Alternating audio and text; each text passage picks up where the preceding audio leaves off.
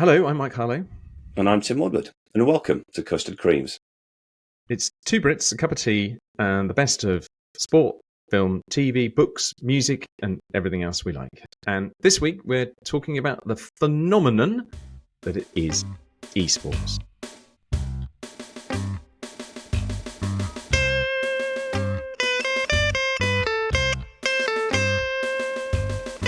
Something which I personally knew absolutely zero or next to near zero about, which is probably because of our age. So it was a really interesting thing just to actually dig into it a bit. Well, let's start for the benefit of ourselves as much as anything with what esports actually is. So the E obviously stands for electronic, and sports doesn't, as you might imagine, make you think it's not just sports played on computers. It's not as you and I probably grew up with and played running and hurdles and throwing javelin on a computer.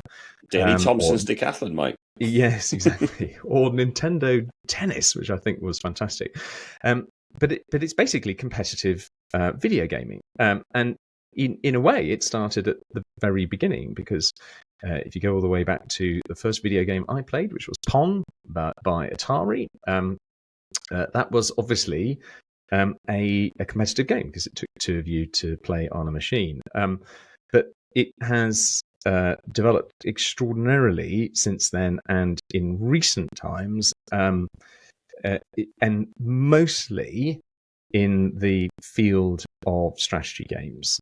They're mostly combative games, and a lot of them are quite violent and using guns, but they're often played. They can be played individually, but they're often played in teams.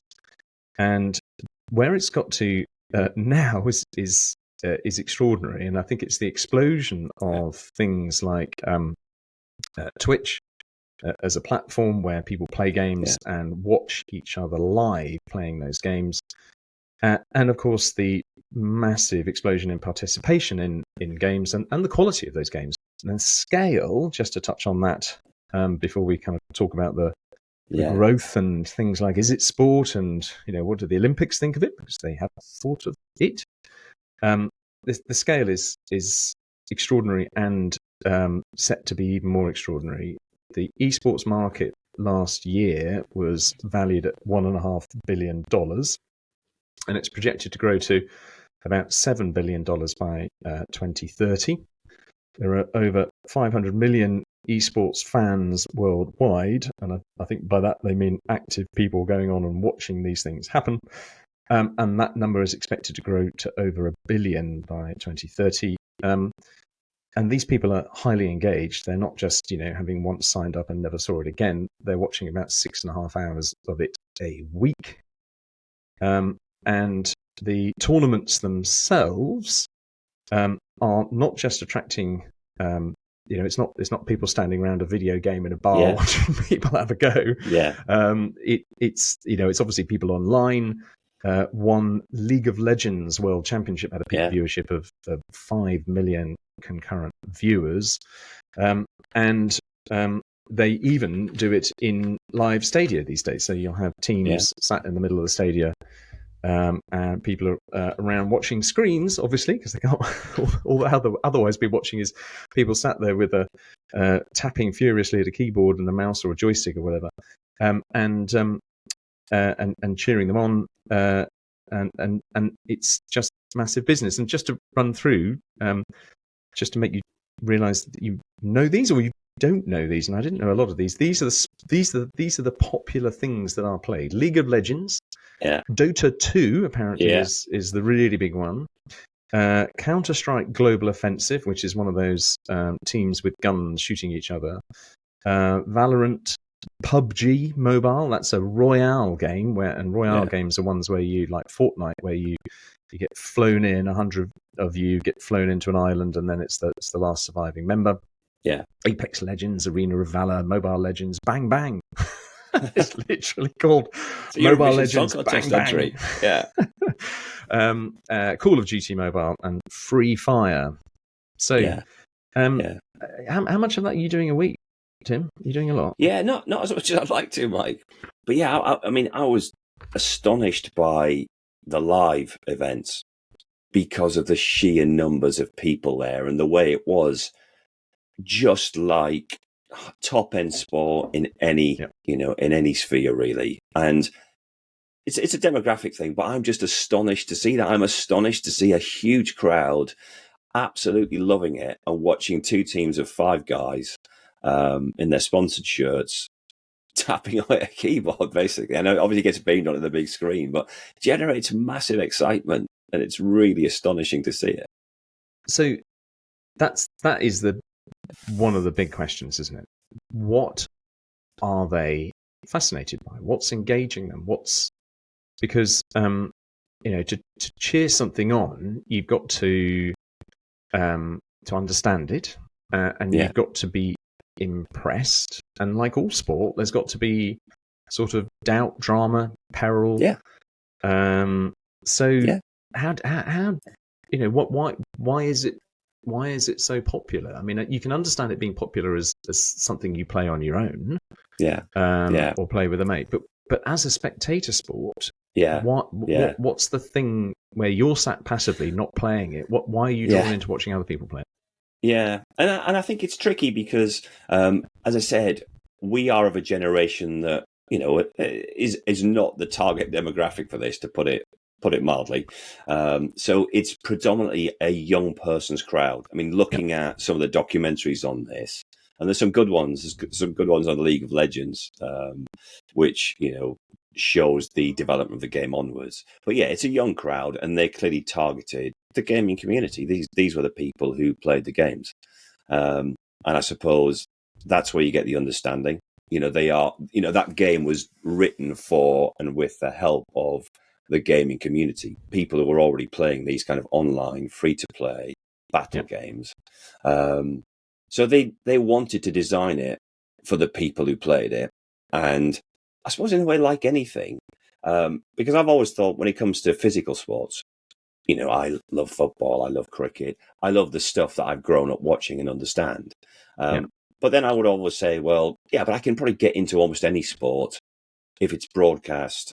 I grasp the fundamentals, and then you enjoy the jeopardy, who's going to win, who's going to lose, the drama of it. And I suppose in a way, it's the same kind of thing, that that the audience understand the game, they play the game. Yep. There is jeopardy because, there's $30 million worth of prize money for the last League of Legends kind of, world championship. It's a lot of money at stake. So again, there's jeopardy as well because of the sheer value of these tournaments. But the jeopardy comes from not the fact that there's a prize. The jeopardy comes from, and the peril comes from not knowing who's going to win. There's got to be doubt, hasn't there? There's got to be a sense of drama, as in it feels like one side's doing well. And I mean, the reason you and I like Test cricket so much, I think, is A, it's cricket, but B, it's that it ebbs and flows. The narrative is sort of epic, isn't it? It can change, seemingly be going one way for a long time, and then spin on a sixpence. So let's, because it's interesting you use the expression physical sports. Snooker, I think is a really good comparison here, because if you snooker doesn't, you don't break into a sweat playing snooker. Right? Yeah.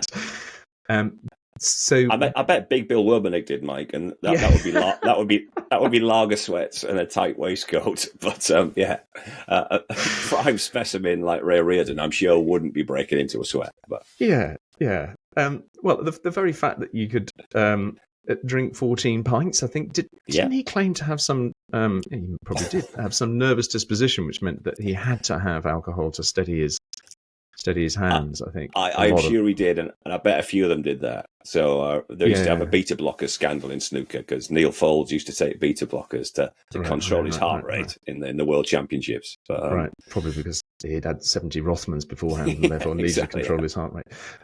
Now, esports fans will be saying, yeah, but it is dynamic in esports as well, because it's not it's not like battleships where you've got or chess where you've got as long as you like to think of your next move. You actually have to react in split seconds. And I suppose chess is a great example as well, isn't it? Because you mentioned snooker there, and I suppose darts a little bit more physical, but only slightly. And again, even from the 80s, you always had this debate about, are they games or are they sports? Obviously, because these are not hard-edged definitions, then what's the difference? Well, people would say, "Well, sport, you have to be physically fit. It must depend on some kind of athletic performance," which obviously snooker and darts don't. Looking at the competitors, but chess is a great example as well. And probably the one thing that joins all three of those is they are massively popular.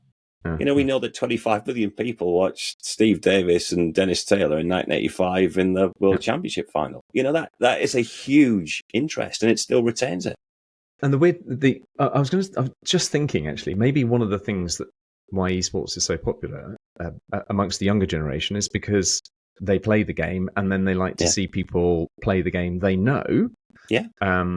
Done to a really high level and a competitive level, because it sort of impresses them how well it can be played, and they understand it really well, and therefore all that they enjoy watching the tactics being exercised. But of course, in snooker, no one's very few people had ever kind of got access to a is it an 18-foot table? Anyway, full-size snooker table, and probably that was because it was on telly and it was cheap to broadcast, and we just became familiar with it. Well, it's the drama, isn't it? I mean, the key to snooker is the personalities. So that what snooker switched onto quite early with Barry Hearn and the Match Rub mob, and Snooker Loopy, not so we're all Snooker Loopy. They realised that they had a set of characters. They had 10 characters. You had Alex Higgins, who was a bit of a bad boy. You had Terry Griffiths. You had Bill Werpenick, who was a big boy. You had the Cliff Thorburn, the grinder. And what they realised is they, like wrestling, you had to make the characters, and that would get people sucked into it, because they'd either be a Hurricane Higgins kind of supporter, or they'd be a Steve Davis supporter, and that drew people in, the personal drama.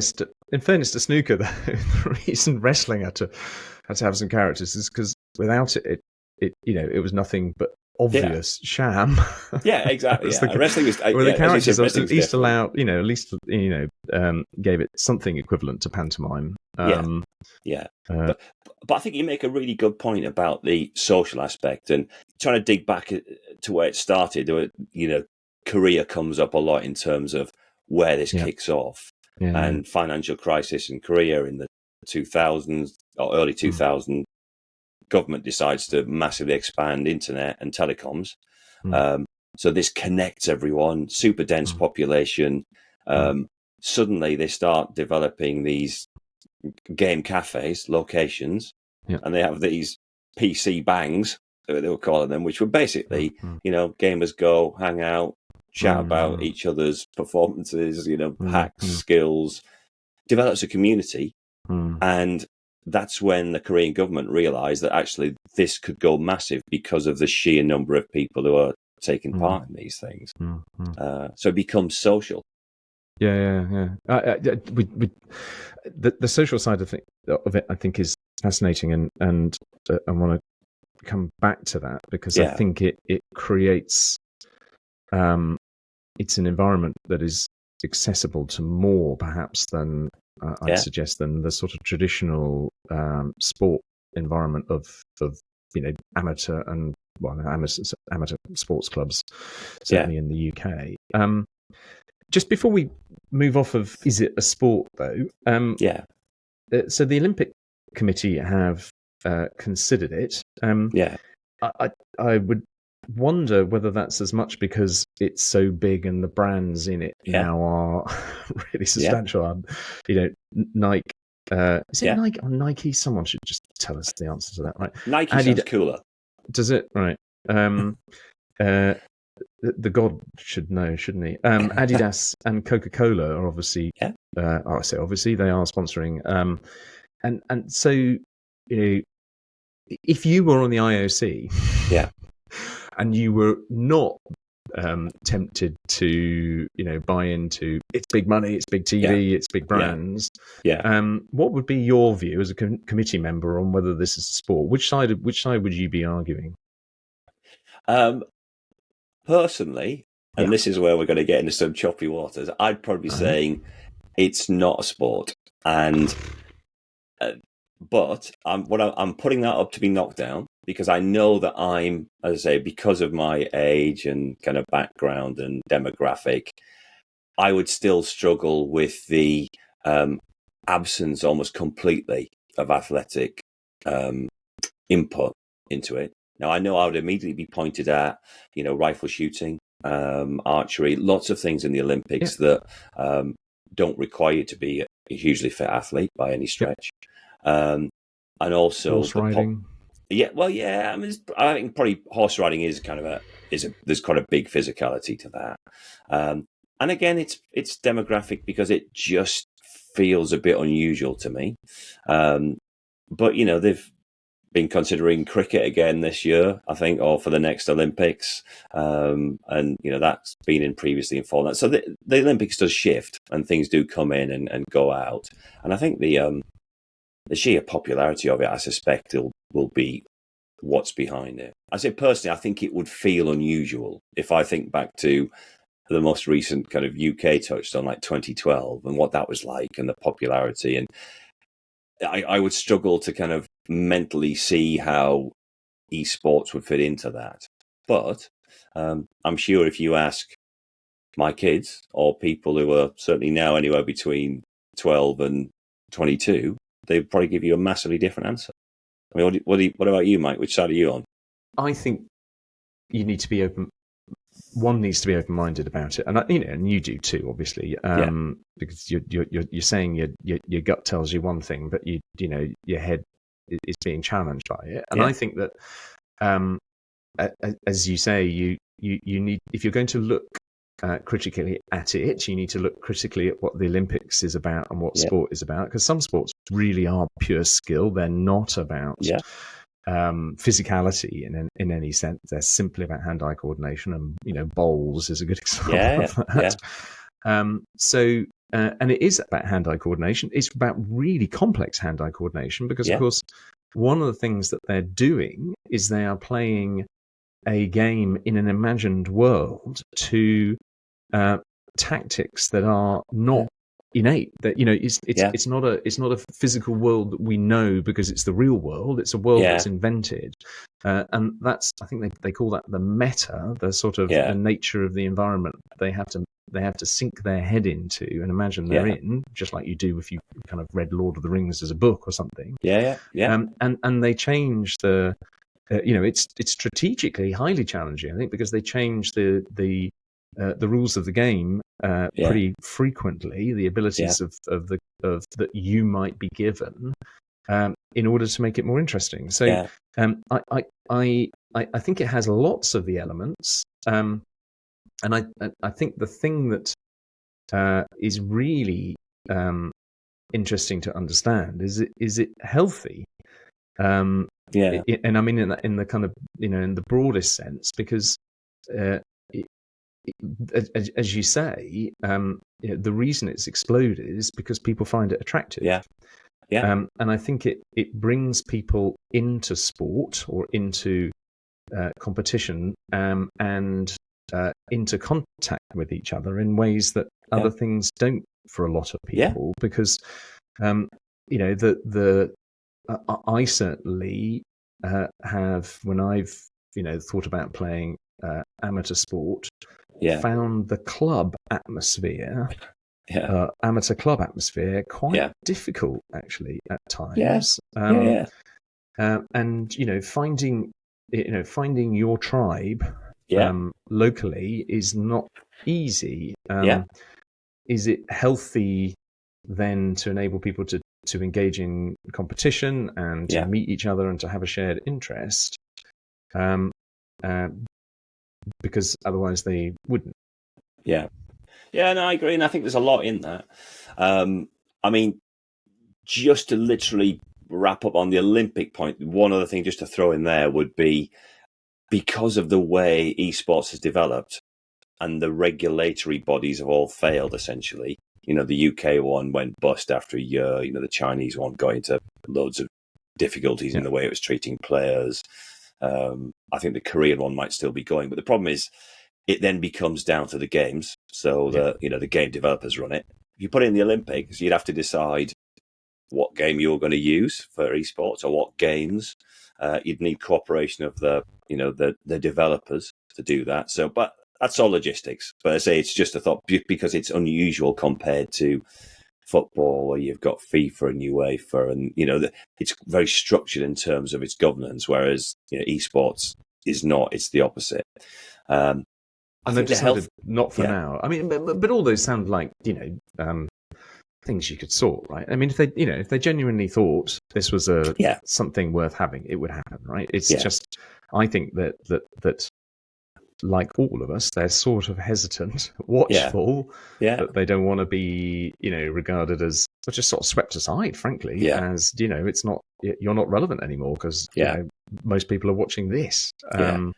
Well, I'd love to see one of the shoutcasters that they call on esports rather than the commentators pumping it out on the Olympics on the BBC. But it's interesting. But I think if you join I would say if you join the dots between what people find exhilarating, engaging from sport generally, I think you can join that to esports and then say, so esports of this nature, where they're not, sticking to your values, where you're not kind of, shooting everyone dead.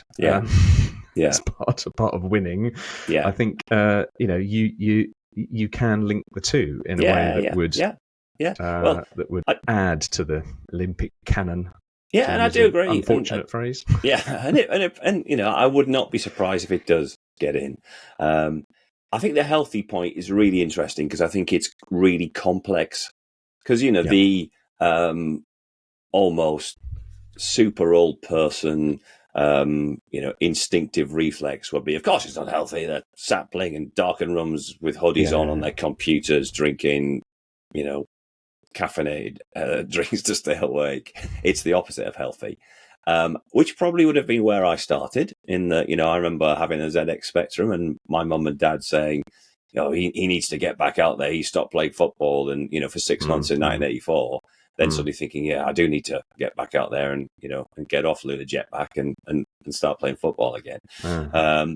So you have got a basic health issue, and actually listening to some of the professionals and a couple of documentaries, these, and they were predominantly male. I don't know if there's an obvious demographic there, but these guys were saying, well, look, I'm online practicing 12 to 14 hours a day. I don't get breaks, and if you're not doing that, you're not going to be able to compete. People getting injuries, I suppose obvious ones in terms of wrists, shoulders, postural problems. So I think at the very top end, you've got health challenges like you have with any sport, of a different nature, but the same kind of thing, on a broader basis for participants. Look, it's not physically healthy, and I think that even the most ardent esport advocate would have to accept that it's probably mental exercise. It's probably a little bit of reflex and wrist action exercise, but look, it's not going to make you a fitter and healthier person. I think health on a very broader level for the participant end, that's where it gets complicated because, again, watching my kids who are 16 and 14, and getting into Fortnite. For them, it's Fortnite, but it's even still stuff like, Minecraft and things they still play. But certainly Fortnite, I suppose, is an obvious shooter game that still holds their attention. You'd be concerned about the sheer amount of time they were spending on there and worrying about it being a kind of a very lonely individual activity. But then you listen to them on their headphones, and I've kind of seen this develop, and you realise there's 5 or 6 of them playing at once. They're all shouting at each other all the time. They're all talking about other stuff. It's got that interactivity that, again, instinctively, I think, well, that's not as good as being face-to-face with your friends. But look, they are still interacting. They're laughing, they're joking, they're chatting, they're shouting, they're screaming. And that is a kind of very much an interactive thing. And therefore, that's made me rethink a bit about the health, because that's probably a good thing. So therein, I think, lies a really interesting fork in the road, really, for how we use screens generally, and how we view the utility of screens for us as human beings. Forgetting, what we actually do on them for the moment, but it's just time spent on screens a good thing, because there's definitely evidence. I'm particularly interested in how people with neurodiversity, for whom you can imagine the cricket club, barriers to going in and enjoying it are greater than they are even for those who just feel it's a bit cliquey. There was a couple of studies I looked into that showed very positively that spending time doing on video games improved social skills. It reduced anxiety and stress, and it improved cognitive skills and a sense of belonging. So and you can see why, because it's a controlled environment in which you're not having to process quite so much of that complicated, fuzzy, what are they thinking, just because they've turned their head, he appears not to be listening to me. You can and the game itself is something you can think your way into, without having to worry about those muddy human behavioral aspects. So and being able to achieve in that arena, and being able to make friends and connections, find your tribe, as I said earlier, in that arena, that there's a lot to be positive there, isn't there? And there is, and I think on a personal level, to use the modern super cliche into looking at your journey as to how you look at this, I suspect I've gone from someone who would have been ruthlessly anti this stuff 5 or 6 years ago, when my kids were at the age where they were just starting to play it, just getting into it, just getting headphones, where this was an absolute load of old nonsense, and you need to get off that and do something properly. Again, you see the professionals on documentaries saying, their parents would be constantly at them to get off the computer and do something, that's going to be worthwhile. So I think I've gone from being very anti it to realizing there is a value in it, and realizing that, as you say, look, it provides accessibility to a lot of people who would probably find it difficult to get access to other sports, and I won't call them physical sports in this bit. And that can be for any reason. That can be financial. It can be, the ability to travel to different places. It can be, where you struggle to sort of intermingle and kind of politically negotiate your way through that local sports club. It cuts out a lot of that, and it just relies a bit more probably on how good or not good you are. So I think I've probably gone on a bit of an arc. So it's pure, isn't it? In terms of accessibility, it's fairer, really. It's a sort of more democratic thing. And the other thing I keep coming back to is that, and this sort of applies to digital technology generally. It has the potential in life to give us an experience that we couldn't otherwise get. And so that's just one example, right? So the barriers to me being able to do this locally are, to being able to participate in competition, which is sort of thrilling, right? Just being in competition is thrilling. That the barriers to doing that locally might be something I just can't face up to or overcome.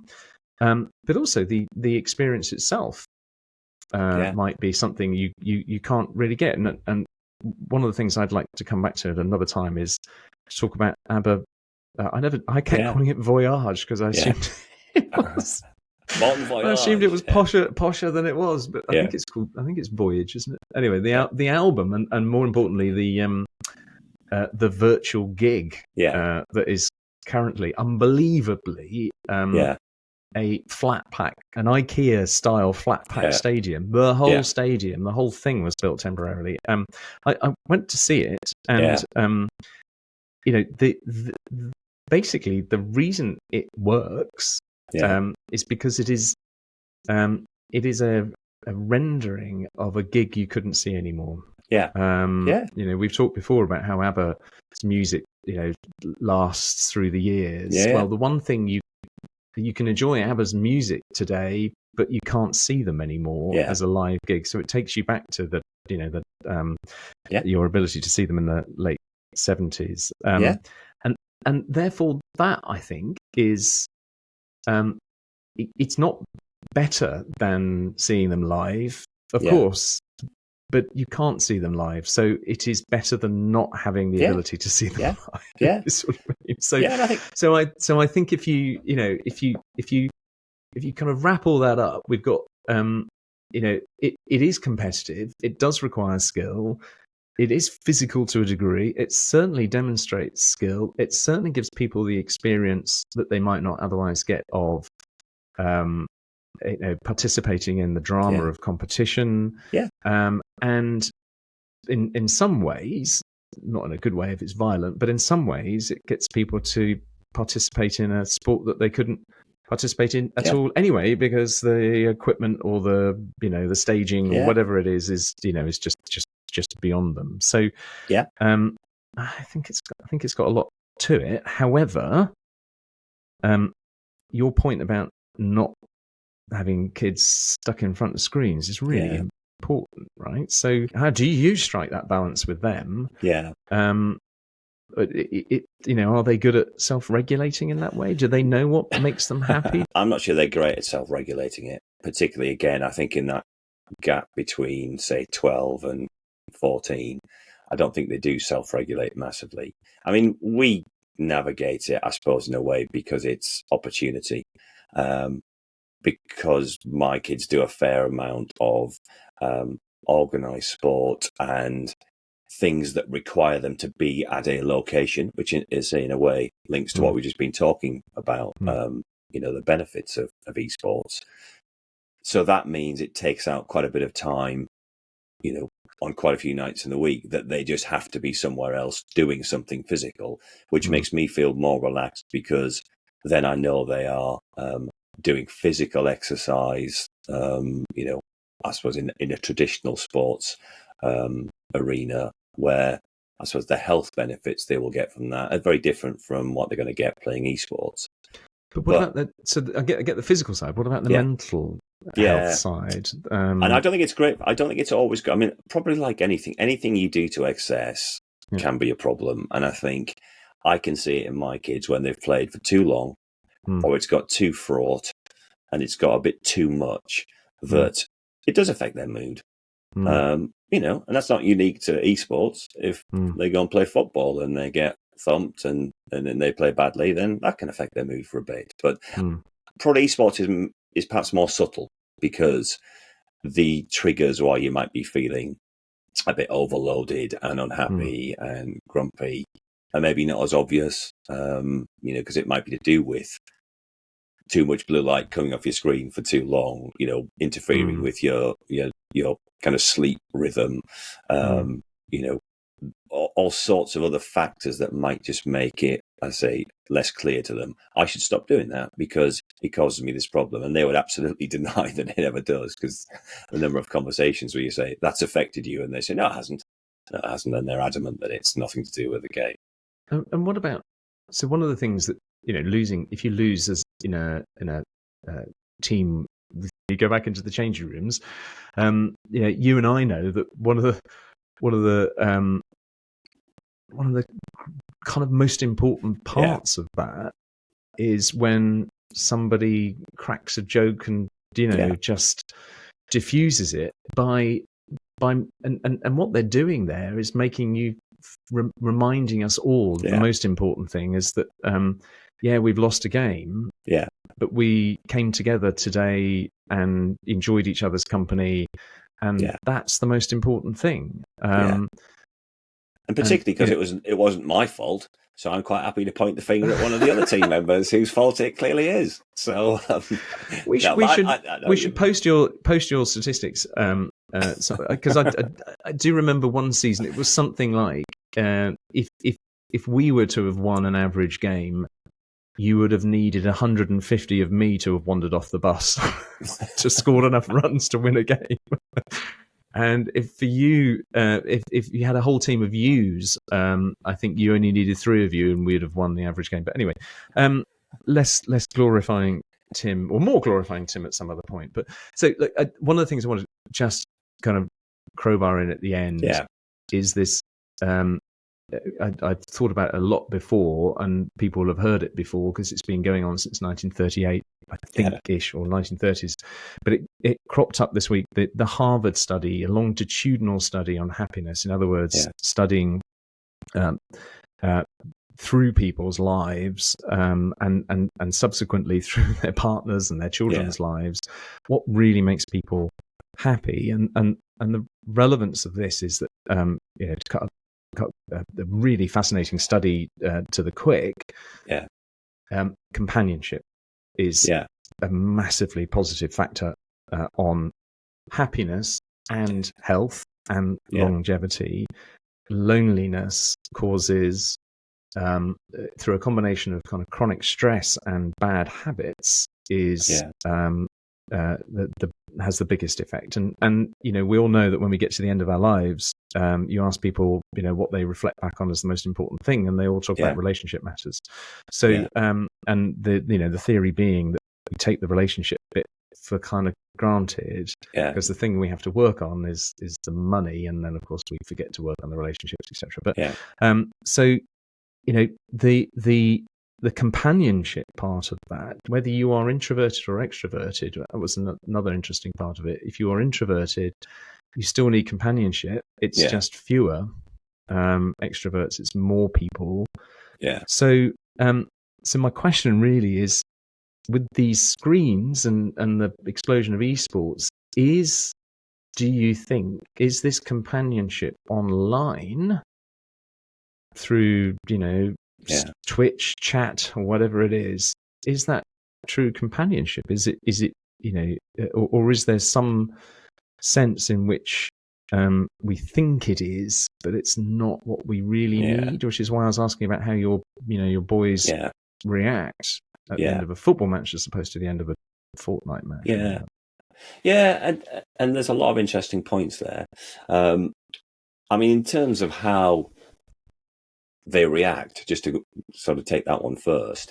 I mean, what I have noticed is probably the similarity, actually, when you listen to them hollering at each other on Fortnite amongst their teams, and equally dishing out the blame and shouting, "Oh my God," very regularly, and "What have you done?" And you realise actually it's not really much different on the football pitch, blaming each other for sending a pass the wrong way. So actually, they do react in quite a similar way. I think in terms of the companionship, the pandemic obviously kind of brought it home in a way, but it's clearly much better than not having companionship. It is companionship properly of a type, but I'd say that the interactions you get are probably a little more limited because it's a little more one-dimensional. Even though you're chatting and they're laughing and they're joking, and that's excellent. It's probably not quite as beneficial as being with people physically, because there's so much more stimulus you get, I think, from just that interactivity face to face. Now, that's not based on any science, because I've not read any studies about that. It just feels that must be the case. You get more from that personal human contact than you probably do online. But online shouldn't be underestimated, because it is still proper contact. And I think if you're looking at purely from a loneliness perspective, it would certainly be a damn sight better than not having contact with people. I was, as you were speaking, I was thinking about our relationship, which makes it sound like more than it is. But when we were, living with each other, we could just sit there and watch telly and not speak. But that would have, you would have felt companionship out of that, wouldn't you? Yeah. Because you know that person's there to share your thoughts with if you want to, and you know when they get up and make a cup of tea, they'll get you one. Yeah. Whereas, WhatsApp is the other end of the spectrum, and doing this, partly the reason we wanted to do this was to kind of, have a joint project together and, work on something together. I think is much more than that, because, we are sharing, a venture and, talking to each other much more and creating something between us. Whereas I think just a chat is probably, it's just functional, really, isn't it? I know you very well, so it feels companionable. If I only met you online, I'm not sure how much that would make me feel less lonely, if you sort of mean. Yeah, and I think that's right. And again, there's probably a demographic to that as well. And again, when you're, as I say, person to person watching TV, there is that communal aspect. You're probably laughing at the same things. Or if you sport, you're watching the same. So there is a companionship, as you said, just by being there and sharing the same experience, which you get online, but probably not quite to the same extent. I think that's the difference. It's a little bit more remote. People can put their headphones down and disappear off and not come back and join the fortnight party or whatever, and it's a bit more switchable off. You don't have to find your way through the boring bits or the dull bits or the bits that are a bit more of a grind, because you can just forget it. Or when people have a bit of a mardy. Yeah, and that's a social skill, isn't it? When people have a mardy, it's a social skill to work out how you're just going to navigate around that. As you say, you're going to make a joke, you're just going to move the conversation to something else or whatever. Whereas online, you can just switch off and forget about it, and it doesn't matter. So if it was a bit less about blasting people's heads off and it was a bit more savoury, if it had cricket in it, for example, as a virtual sport, if it had local groups, or was about meeting up and going to support your local team in a local stadia, maybe it would have a bit more of everything.